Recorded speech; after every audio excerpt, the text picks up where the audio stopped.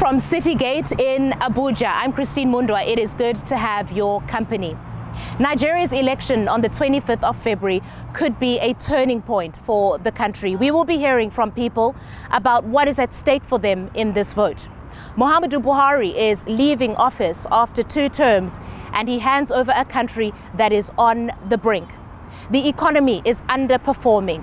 Unemployment and inflation are soaring, with millions living in abject poverty. Security remains a major problem. Islamist insurgents are waging terror in the north, and criminal gangs are kidnapping people, including school children, for ransom. This is Africa's biggest oil producer, yet it suffers fuel scarcity. So who thinks they're up to the monumental task of fixing Nigeria's problems? Officially, there are 18 candidates, but only 3 have a realistic chance. Here's my colleague, Flourish Chukurwa, with more. The governing APC is fielding Bola Ahmed Tinubu. He is a former governor and political godfather of Nigeria's commercial hub, Lagos. He points to his record of shaping the region's urban development and economic growth. But he's also been accused of corruption, claims he denies. Tinubu is pledging to continue many policies of current President Muhamadu Buhari, like big government spending and a clear focus on industrialization and agriculture. We will continue a progressive government for this country, where everybody will be included. The main opposition, PDP, is running with Atiku Abubakar, a former vice president. He's selling himself as the man with the most experience. But he too is subject to allegations of graft. He's proposing a lean government and a private sector-driven economy that would focus on boosting small businesses. He also wants to strengthen national unity by devolving power. Every part of this country will be given a sense of belonging. No part will be sidelined, no part will be marginalized. But one man could yet provide Nigeria with a political upset. Polls put former Governor Peter Obi up among the front runners, a first for his Labour Party. Obi is promising spending cuts, investments in agriculture, reforms to restore trust in the police, and zero tolerance for corruption. He denies media allegations of secret business dealings. He's tapped into massive support from young people who say they are tired of the status quo. We will employ our youth. We will make them productive. There is land in the north where our youth will be engaged. Whoever wins Nigeria's most contested election will take on a challenging job, with Nigeria's worsening economic and security problems at the top of the list. One of the most pressing challenges is the country's shortage of hard cash. The government decided to replace the local currency with new banknotes, leading to a scarcity of money and triggering violent unrest across the country.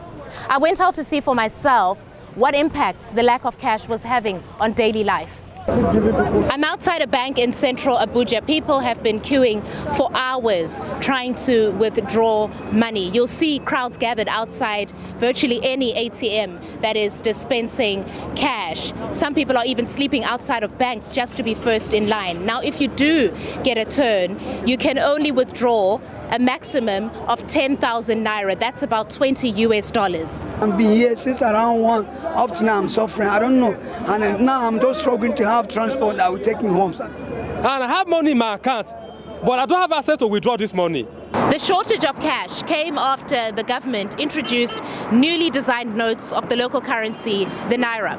The central bank, which you see behind me, said the measure was meant to flush out fake money from the system and to tackle inflation and corruption by reducing the amount of money held outside of banks. So initially, people were given a 6-week period to deposit their old notes in the bank, after which those old notes would no longer be accepted. The problem is, it's very difficult to get your hands on the new notes because there aren't enough of them in circulation.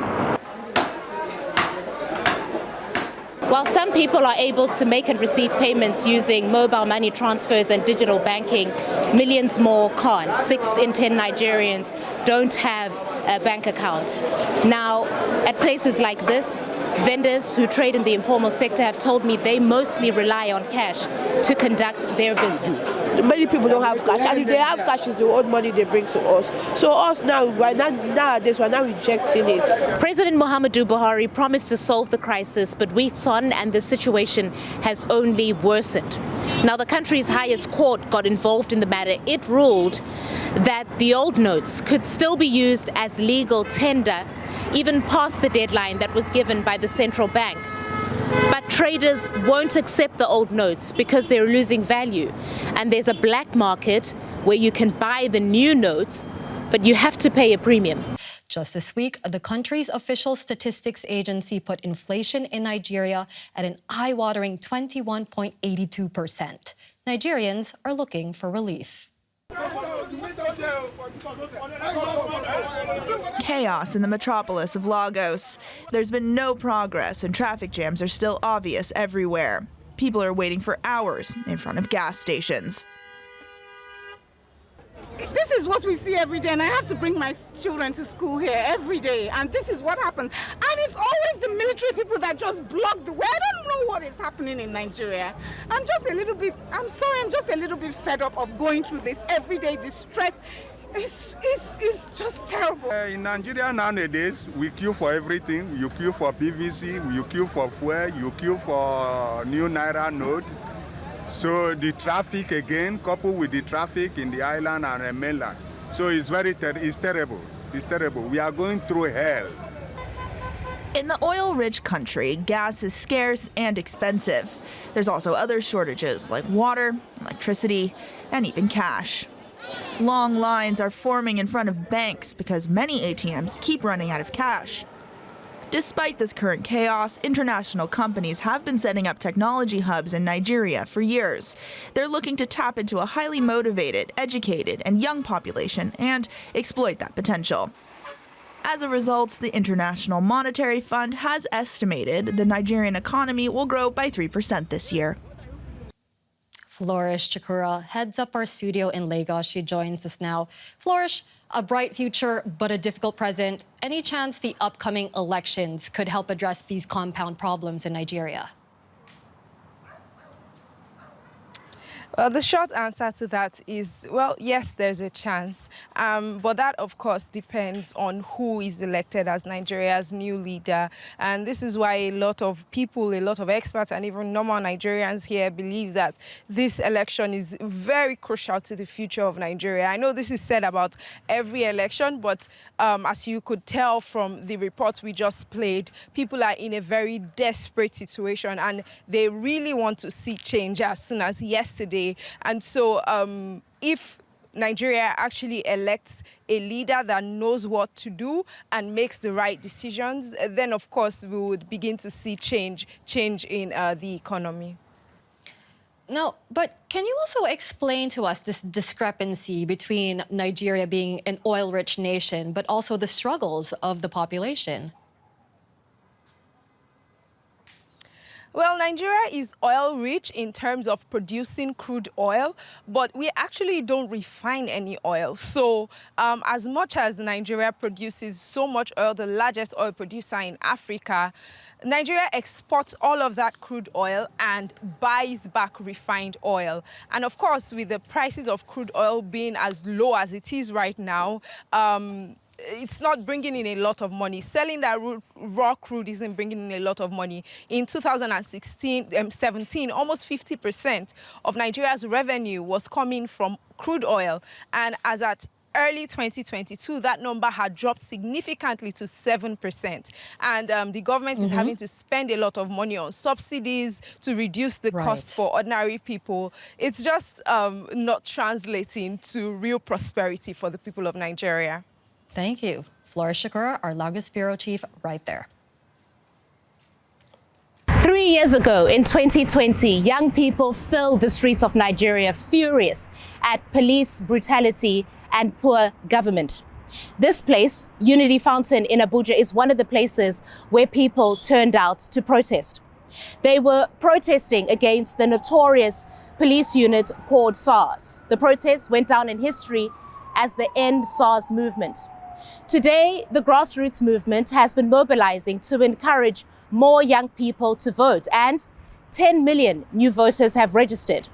As most of them are below the age of 35, this could be a game changer in this election. DW's Flourish Chukurwa met with one of the organizers and takes a look at how young Nigerians are turning political. This is new, a political rally full of young people. Infuriated by Nigeria's failing economic, security, health and educational systems, they are calling for fundamental change. And as elections approach, these people say Peter Obi is the right candidate for the job. This is the Nigerian youth making a statement that is our turn.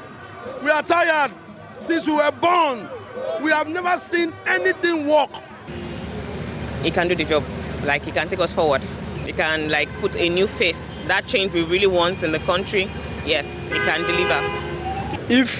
If that guy doesn't enter, we are finished. We are finished. Like, this country is gone for. This is where the fresh political engagement is rooted. 3 years ago, people filled Nigeria's streets with fury at police brutality and bad governance. Their rallying call, End SARS, a notorious police unit. The mass demonstrations attracted all ages. Aisha Yusufu says she took part for the next generation. I want the Nigeria of today, the Nigerian youth of today, to be able to have the Nigeria that I as a youth wanted to have but I never got. And I would rather fight this fight than leave this fight for my children. I would rather put my life on the line, do all that I need to do and ensure that I get that country that I need to get, rather than just sitting down and doing nothing. And then some years from now, my children will be the ones having to fight for the most basic things like don't kill us or do any of those things. She's risked her life with her activism. This picture of her kneeling in front of young protesters in Abuja as police fired shots and tear gas became a symbol for revolting against bad governance. At the time that the police were coming out to attack them, I came to the front and I said to the police, if you're going to kill any of them, you have to put that bullet through me first. She was not injured, but armed men shot and killed protesters at the Lekki tollgate in Lagos. It stunned many young people, but Yusufu says she's delighted to see young people are still engaging in politics and ready to vote. It's such deep pride, happiness. I'm elated at what is happening right now because this is the Nigerian youth taking ownership of their country and coming out to say that they matter and they're going to ensure that everybody hears it loud and clear.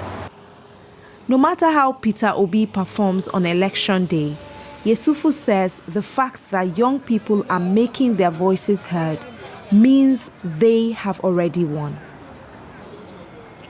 You're watching DW News Africa, where we're looking ahead to the election here in Nigeria. Let's get some analysis now. And for that, I'm joined by Martin Obono. He is a political analyst as well as a human rights lawyer. Thank you for being on the program, Martin. We know that more young people than ever before have registered to take part in this election. Will young people make the difference? Yeah, young people can make a difference in this election, and they will definitely make a lot of difference in this election because most of the things that are happening in Nigeria affect them, and so the transfer of aggression from NSAS and the sufferings and the unemployment that is going on is affecting them. And so I see that this election is going to make a difference because they will definitely come out. And if you look at the statistics of the highest number of votes in terms of voters, in terms of highest number of registered voters in terms of demography, you see that young people actually have are more in the voter register. So the election will definitely be determined by young people who feel that Nigeria hasn't given them what they really deserve. There's a lot of excitement around Peter Obi, specifically among the youth. Is he the knight in shining armor that many people think he is? He looks like he's a knight and shining armor of the elections. However, but in terms of depth, the Obi's candidacy does not portray that kind of depth, especially in terms of profiling proper economic solutions. When you listen to him talk, he tells you, I'm going to change or transform Nigeria from consumption to production. But the question is how. There is no how towards that. When you ask him about insecurity, the level of insecurity in Nigeria and how he hopes to, prevent insecurity or curb insecurity, he tells you he's keeping it to his chest. He doesn't want to let it out. But that's not how it works, right? You tell people how you want them to vote, how you want to fix the security situation. So, for example, if you want to fix security in Nigeria, you talk about devolution of the Nigerian police, the powers of the Nigerian police, encourage state policing in Nigeria, arm and equip the Nigerian police force, including the Nigerian army, equip intelligence gathering. These are the things you should say to your electorates for them to know. You don't tell them that you're keeping it to your chest because they really need to know. So for those who have depth, they are looking at this man as if he's not the person. He doesn't have the right solutions. He's not answering the right questions. He doesn't have what it really takes to fix Nigeria. And he doesn't have the population to make the elections. We understand that Nigeria has a lot of challenges right now. Taking over from Muhamadu Buhari is going to be a monumental task in terms of piecing this country together. What's it going to take, and can these candidates, any one of them, actually live up to that? The first two things that anybody who is going to win the election must do will be to, first of all, give Nigeria a sense of belonging and unity of purpose. Once you're able to unite the country to a common purpose and goal, you'll be able to get the country, you'll be able to give them hope, you'll be able to fix economy, you'll be able to fix security and fix the rest of that. So currently, the first and the most important thing is to let every Nigerian feel like they own a stake in this country. And once you do that, every other thing will follow, especially the economy and the security situation. I want us now to look specifically at the issues pertaining to the actual vote now, Martin. The authorities have introduced a new system in undertaking the election. Will it help to take care of the issue of voter fraud? Yes, it's going to help the credibility of the elections because it will help to capture the people who register, who accredit at the polling units. It will also help to check the credibility and the integrity of elections in terms of also the biometrics that is needed to identify who is voting and who is not. And also is going to help in terms of transmission of results. So when results are done and counted, the last, from EC8A will be taken, a picture of it will be taken and transmitted to this. So yes, it's going to help a lot in terms of maintaining the credibility of the elections. Do you have any concerns about the integrity of this election? Will this election be free and fair? The elections, for me, I consider that the election will be free and fair because there has been a lot, of steps that have been taken towards ensuring the credibility of the elections. For example, we now have the biometric, system of accreditation and also the electronic transmission of results. However, that is the power that the government has to do what is right. But then, how about the will?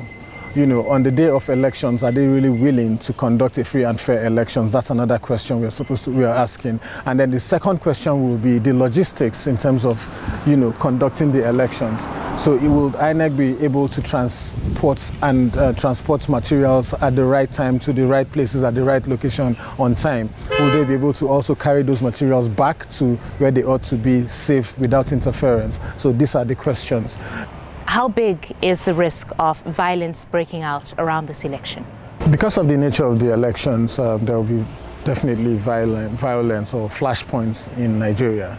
And I consider that some of these flashpoints will be in areas where there is serious contestation. So for example, in Lagos, where Peter Obi is making serious inroads using, from the Christian community and also young people, there will be an attempt to try to suppress his voters and they will react. There will also be some level of, there will be flashpoints in Rivers State, for example, where the PDP state governor is fighting the presidential candidates and is supporting another party, therefore causing anti-party. So there will be some level of fights in Rivers State and some other parts of the country.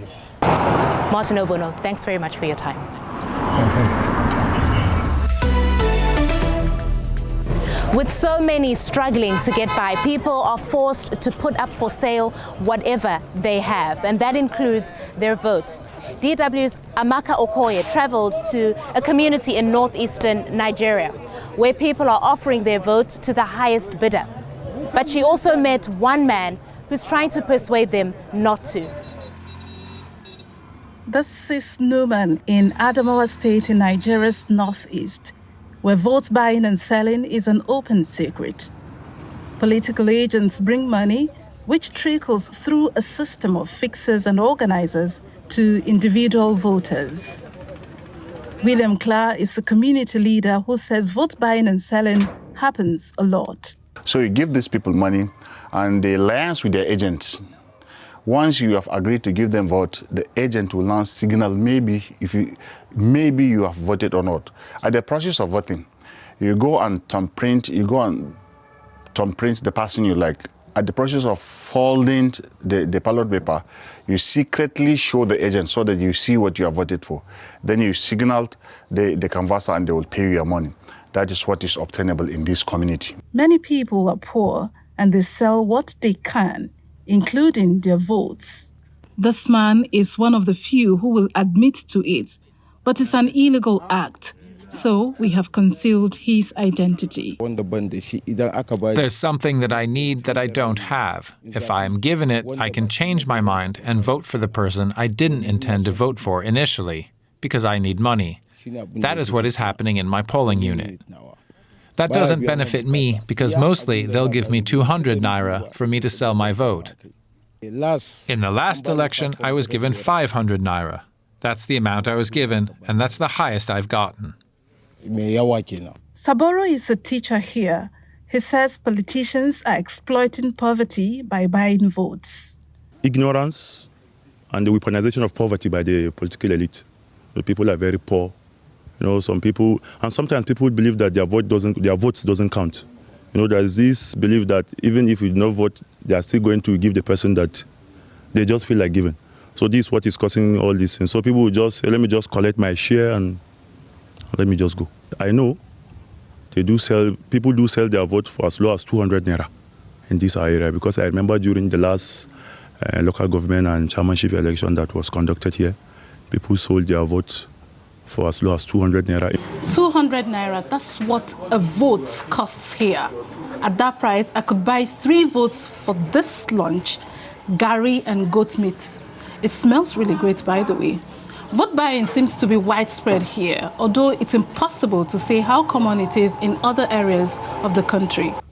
William Clark says he has seen the practice impoverish his people and stop the community moving forwards.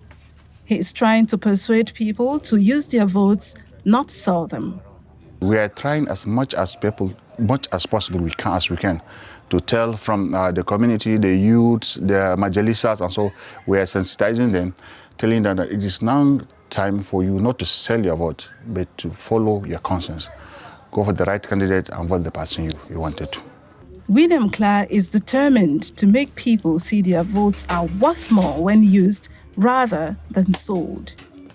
As many young Nigerians feel the pinch of a high cost of living and a lack of opportunities, thousands of them are leaving in search of better opportunities elsewhere. Those abroad don't have a ballot, but they have already voted with their feet. DW's Shola Lawal looks at Nigeria's brain drain and meets one young expat now living in Berlin. If things were different back home in Nigeria, Emmanuel says he would never have moved to work in Germany. The software developer is one of thousands of skilled workers leaving in the biggest talent drain Nigeria has seen in decades. Insecurity is a major reason. I know a friend of a friend that got killed. All of a sudden, just saw it on Twitter. This guy posted, "Nigeria would not end me." And the next news was like, he was shot. Yo, this actually could be me. Now, he finds life easier. Basic amenities lacking in Nigeria, like a reliable power supply, are abundant here. You don't have to think about the tiniest things. You don't have to worry about having to think about your electricity, the fact that you have to buy fuel, think of generator. I don't worry about the fact that 2 a.m. if I feel like I want to like walk on the road, I would walk on the road, and I won't be scared of the fact that anyone is actually going to like do anything to me. But the biggest issue is jobs. Most want to move to the US, the UK and Canada. In the UK alone, work visas for Nigerians have doubled since 2019. The wave of relocations is triggering concerns about the future of Nigeria's workforce. Young people have even coined a term for the migration trend, Japa, a Yoruba word that means run away. It's a hot topic in the elections, and leading candidates have promised change. But can reform candidates like Peter Obi convince people like Emmanuel to return? Sounds like the real person that is actually saying he wants to do something. I don't really think he's like extra. I mean, I don't know so much about like his stuff, but I don't think of him as like, oh, he's like some super golden candidate. Nigerian expatriates here in Europe or elsewhere cannot directly change the situation back home. Nigerian law doesn't allow people to vote from outside the country. So once people have left, what they can do is to encourage the people back home to register and cast their ballots. That's what Dr. Ibifunke Pegba Otemolu is doing from the UK.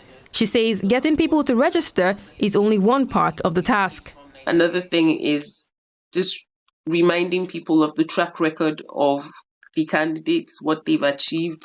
Remind them really of where their previous choices led them and if they're happy with those choices. She hopes these elections will lead to urgently needed change. We're already in trouble. We've been in trouble for a long time. All healthcare professionals are leaving, and they're leaving in droves. Back in Berlin, Emmanuel connects with his friends. He says he misses home, but moving back is far from his mind. In fact, his friends want to move too. Everyone wants to leave. That's actually the honest conversation. Whoever wins the election, they'll struggle to convince people like Emmanuel to believe in their country again.